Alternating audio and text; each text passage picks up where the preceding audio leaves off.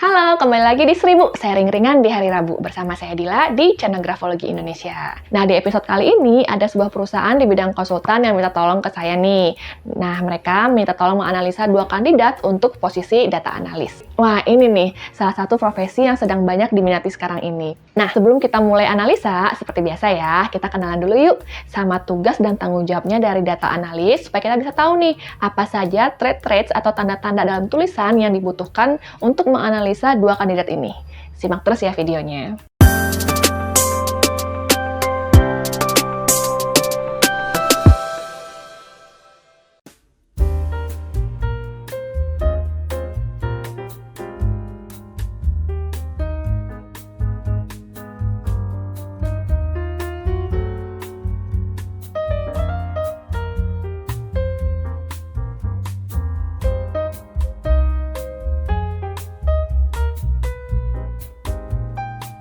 Kalau kita mendengar data analis, sebenarnya apa sih data analis itu? Nah, data analis itu adalah profesi dengan kemampuan menganalisis atau mengolah data untuk dijadikan informasi supaya bisa digunakan untuk membuat strategi. Nah, gimana caranya? Caranya dengan teknik analisis statistik dan algoritma pembelajaran mesin. Mereka bisa mengidentifikasi pola, tren, dan hubungan dalam data. Tapi bukan cuma sampai di sana saja. Gimana caranya? Nah, caranya dengan teknik analisis statistik dan algoritma pembelajaran mesin. Mereka bisa mengidentifikasi pola, tren, dan hubungan dalam data. Tapi bukan cuma sampai di sana saja. Data analis juga punya tugas untuk mendokumentasikan temuan mereka dalam bentuk laporan, visualisasi data, atau model prediktif yang nanti bisa dimengerti oleh semua pihak. Tapi coba bayangin, hasil analisis itu kan udah bagus nih. Tapi kalau tidak ada rekomendasi dan strategi berdasarkan hasil analisis tersebut, percuma kan? Nah, itulah yang menjadi salah satu tugas utama lainnya dari seorang data analis. Mereka membantu dalam merumuskan rekomendasi dan strategi untuk mendukung pengambilan keputusan yang lebih baik di berbagai bidang. Mulai dari pemasaran, keuangan, sampai pengembangan produk, semua bisa jadi lebih baik berkat kerja keras dari si data analis ini. Selain semua itu, kemampuan berkomunikasi yang jelas dan efektif juga akan menjadi sangat penting nih bagi seorang data analis. Baik itu dengan manajemen maupun nanti dengan tim teknis. Dan tidak hanya itu saja, mereka juga punya peran dalam meningkatkan efisiensi dan efektivitas proses analisis data di organisasi. Luar biasa kan? Jadi seorang data analis itu sangat penting dalam mengubah data menjadi wawasan berharga yang mendukung pengambilan keputusan strategis dan peningkatan kinerja bisnis. Nah, kalau kita lihat dari tugas seorang data analis ini, mereka perlu memiliki kemampuan yang detail oriented, terus juga mereka harus punya skill analitis dan kemampuan komunikasi yang baik, serta tentunya kreativitas, daya konsentrasi yang tinggi, serta ketekunan. Nah, jadi udah kebayangkan ya, traits apa saja yang harus ada pada seorang kandidat untuk data analis. Yuk kita mulai analisanya. Trait pertama adalah ketelitian atau detail oriented. Nah, cara melihat detailnya seseorang dari tulisan tangan, kita bisa lihat dari huruf I dan J-nya yang ada titiknya di atasnya, lengkap titik di atasnya. Contohnya seperti ini. Nah, sesuai dengan tanda grafologinya, orang yang punya sifat detail seperti ini biasanya menunjukkan perilaku yang mencerminkan ketelitian, kehati-hatian, dan perhatian pada hal-hal yang bisa jadi hal-hal kecil yang sering luput dari perhatian orang lain. Dan seorang data analis harus memiliki kemampuan detail karena tugas utama mereka yaitu untuk menganalisa data untuk menghasilkan informasi yang akurat dan berharga bagi perusahaan atau organisasi. Kebayangkan kalau seorang data analis yang tidak detail? Nah, kemampuan ini memungkinkan mereka untuk memperhatikan dan memahami setiap aspek data dengan cermat, termasuk strukturnya, keakuratan, dan konsistensinya.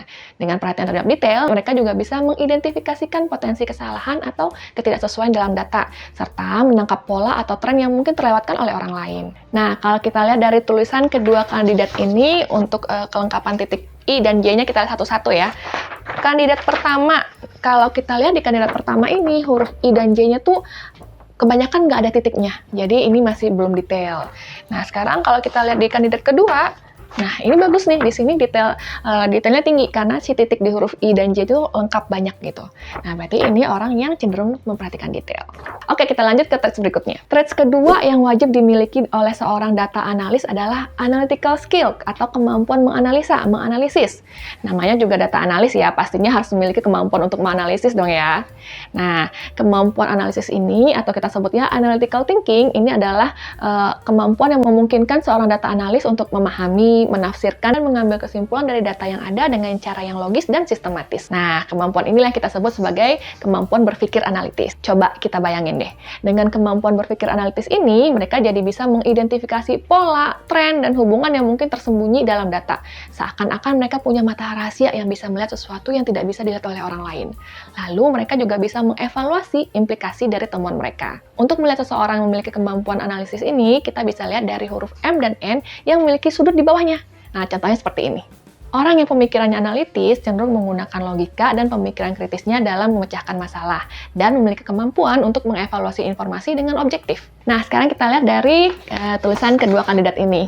Kalau kita bandingkan kandidat 1 dan 2, keduanya sama-sama memiliki kemampuan untuk analitis, cuma bobotnya berbeda. Kalau yang ini, yang kandidat pertama, kemampuan analitisnya tidak setinggi yang kandidat kedua. Kalau kandidat kedua, ini kelihatan banget nih semua huruf di bawahnya itu M dan N itu bersudut-sudut semua. Nah, ini analitisnya tinggi banget. Oke, nah sekarang kita lanjut lagi ke traits yang berikutnya, traits yang ketiga. Nah, traits yang ketiga adalah skill komunikasi yang baik. Nah, tanda grafologi untuk melihat seseorang yang memiliki kemampuan komunikasi yang baik bisa kita lihat dari bentuk-bentuk hurufnya yang misalnya tulisannya tuh kesannya tuh luas, mengalir, terus jelas, cepat, dan tentunya huruf A dan O-nya terbuka di bagian atasnya. Sesuai sama traitsnya ya, orang yang skill komunikasinya yang baik cenderung menunjukkan karakteristik yang mencerminkan kemampuan mereka untuk berinteraksi dengan orang lain secara efektif dan persuasif, baik dalam berbagai situasi, misalnya seperti situasi sosial ataupun profesional. Nah, kenapa sih data analis harus pintar komunikasinya? Ini karena mereka harus bisa menyampaikan hasil analisa mereka dengan jelas dan efektif ke berbagai pemangku kepentingan, mulai dari manajemen, tim teknis, sampai dengan departemen lainnya. Jadi, kemampuan komunikasi yang baik ini tentunya sangat penting. Mereka juga harus bisa menjelaskan temuan mereka, merumuskan rekomendasi, dan memberikan pandangan yang terperinci tentang implikasi data terhadap pengambilan keputusan bisnis. Bayangin deh, mereka ini memiliki hasil analisa yang bagus, tapi mereka tidak bisa menjelaskannya dengan baik. Pasti hasilnya nggak maksimal kan? Oke, sekarang coba kita lihat dari kedua kandidat ini. Kalau kita lihat kandidat pertama ini, huruf A dan O-nya tuh hampir tertutup semua dan ini bukan tipe tulisannya cepat. Jadi belum terlalu maksimal kemampuan komunikasinya. Sedangkan kalau di tulisan kedua ini, kalau kita lihat huruf A dan O-nya kebanyakan terbuka nih di bagian atasnya. Terus juga tulisannya juga termasuk masih tipe tulisan cepat. Jadi ini lagi-lagi kandidat 2 yang akan lebih tinggi potensinya untuk dalam bidang komunikasi. Nah, berikutnya traits yang keempat, yaitu kreativitas. Nah, traitsnya ini bisa kita lihat dari bentuk huruf yang unik atau tidak pada umumnya, tapi kelihatannya tetap indah ya. Jadi, walaupun tidak umum, tapi ada estetiknya gitu. Bukan yang tidak umum, tapi dicoret-coret gitu.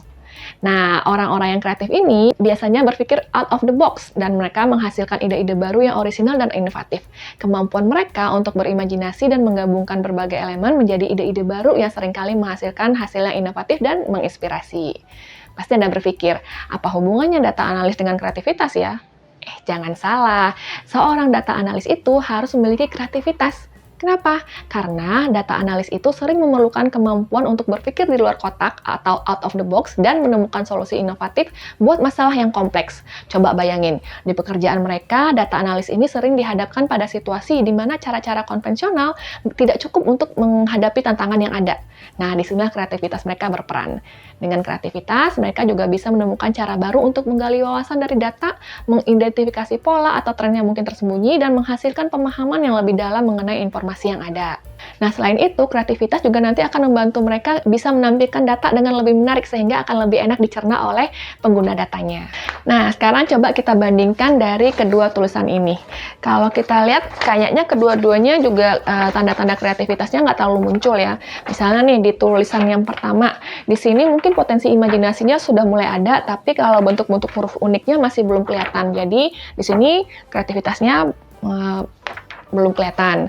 Nah, yang untuk yang ini, sama, ini juga kalau imajinasinya sudah oke nih, sudah bagus nih imajinasi materialnya, cuma belum ada yang original juga di sini. Jadi, nanti bentuk kreativitasnya tuh masih terbatas dari imajinasinya, kayak gitu. Belum bentuk-bentuk yang orisinal, belum ide-ide yang orisinal, kayak gitu. Berikutnya, traits kelima yang dibutuhkan data analis adalah konsentrasi yang tinggi. Nah, tanda trace ini adalah kita lihat dari ukuran tulisannya yang kecil-kecil, biasanya tuh di bawah 2 milimeter. Nah, seorang yang memiliki tulisan yang seperti ini tidak mudah untuk mengalihkan perhatian dari dirinya. Dia akan bisa tetap fokus mengerjakan pekerjaannya sampai selesai, bahkan dalam jangka waktu yang lama. Dia ini selalu memusatkan perhatiannya terhadap pekerjaan yang dia kerjakan supaya hasilnya jadi maksimal. Satu hal penting nih yang harus dimiliki oleh seorang data analis. Jujur aja, pekerjaan mereka ini butuh konsentrasi yang baik banget. Kenapa? Karena pekerjaan mereka itu seringkali melibatkan analisa data yang butuh perhatian penuh terhadap detail dan kompleksitas informasi. Fokus mereka seolah-olah harus bisa menerobos setiap aspek data. Coba kita bayangkan, ketika mereka menangani data yang besar dan seringkali rumit, konsentrasi yang tinggi ini akan memungkinkan mereka untuk menjelajahi setiap detail data dengan teliti dan memastikan keakuratan dalam pengumpulan dan pemrosesan datanya. Nah, sekarang kita kembali lihat dari sampel tulisan dua kandidat ini. Kalau dari kandidat pertama, tulisannya besar-besar, medium ke besar ini. Nah, kalau kayak gitu berarti konsentrasinya masih belum cukup. Kebalikan, kalau si kandidat kedua sudah lumayan tulisannya cukup menunjukkan konsentrasinya yang lebih panjang. Berarti kalau di sini ya unggul kandidat kedua. Oke, nah sekarang berdasarkan hasil analisa tadi, kalau kita lihat kandidat pertama adalah tipe orang yang metodis, bukan orang yang detail oriented dan kurang memiliki skill komunikasi dan konsentrasi. Jadi itu akan sedikit menjadi tantangan bagi kandidat ini. Sedangkan pada kandidat kedua, dia juga cukup memiliki kemampuan detail yang baik, orangnya analitis, skill komunikasinya juga bagus, terus juga sudah punya potensi kreatif dan konsentrasinya masih cukup lah ya. Jadi kesimpulannya, kalau kita bandingkan dari kedua kandidat ini, maka kandidat kedua lah yang akan lolos. Salah tulisannya. Maka kandidat kedua inilah yang akan lolos. Tapi dengan catatan ya, dia harus bisa mengembangkan kreativitasnya dan konsentrasinya supaya bisa menjadi data analis yang semakin oke. Oke, begitu deh. Untuk next video, kira-kira mau bahas profesi apa lagi ya? Coba tulis request Anda di kolom di bawah. Nah, kalau Anda mau juga untuk menganalisis tulisan tangan seseorang untuk melihat potensi dan bakatnya, Anda bisa nih belajar grafologi dan menjadi seorang grafolog profesional dengan mengikuti kelas grafologi di grafologiindonesia.com. Terutama bagi HRD dan rekruter nih, ini cocok banget supaya bisa menambah hasil data calon karyawan dan mendapatkan calon karyawan yang tepat. Oke, sekian dulu video 1000 kali ini. Jangan lupa di subscribe, share, dan like video ini ya, supaya Anda tidak ketinggalan video menarik lainnya di channel Grafologi Indonesia. Sampai jumpa di next video. Bye-bye!